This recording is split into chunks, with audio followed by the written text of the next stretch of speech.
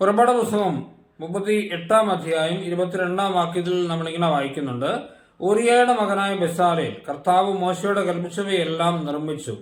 ഇത് വളരെ കൗതുകരമായ ഒരു കാര്യമാണ്. കാരണം ഈ ബെസാലിയേൽ കർത്താവിനെ നേരിട്ട് കണ്ടിട്ടില്ല.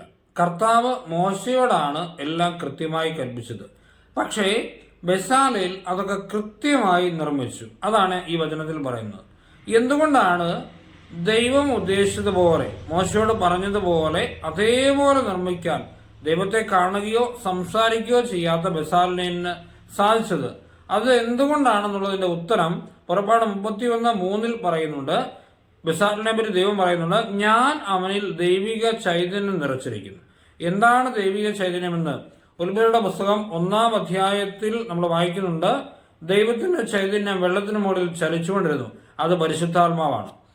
പ്രിയപ്പെട്ടവരെ, പരിശുദ്ധാത്മാവ് നിറഞ്ഞതുകൊണ്ടാണ് ബെസാലേലിന് കൃത്യമായി ദൈവം ഉദ്ദേശിച്ചത് അറിയാനും അത് ചെയ്യുവാനും സാധിച്ചത്. നമ്മുടെ ജീവിതങ്ങളെ പറ്റിയും ദൈവത്തിനുള്ള പ്ലാനും പദ്ധതിയും കൃത്യമായി മനസ്സിലാക്കി പ്രവർത്തിക്കാൻ, ഈശോയുടെ ഇഷ്ടം നിറവേറ്റുവാൻ നമ്മെ ഒത്തിരി സഹായിക്കുന്നത് പരിശുദ്ധാത്മാവാണ്. അതുകൊണ്ട് നമ്മൾ ഒത്തിരി ദാഹത്തോടെ പ്രാർത്ഥിക്കേണ്ടത് പരിശുദ്ധാത്മാവിന് വേണ്ടിയാണ്.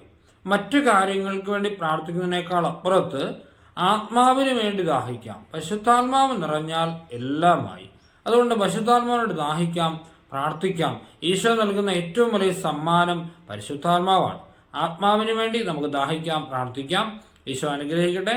നമ്മുടെ കർത്താവ് ഈശോ മിശിഹായുടെ കൃപയും പിതാവായ ദൈവത്തിന്റെ സ്നേഹവും പരിശുദ്ധാത്മാവിന്റെ സഹവാസവും നാം എല്ലാവരുടെയും കൂടെ ഇന്നും എപ്പോഴും ഉണ്ടായിരിക്കട്ടെ, ഇപ്പോഴും എപ്പോഴും എന്നേക്കും. ആമേൻ.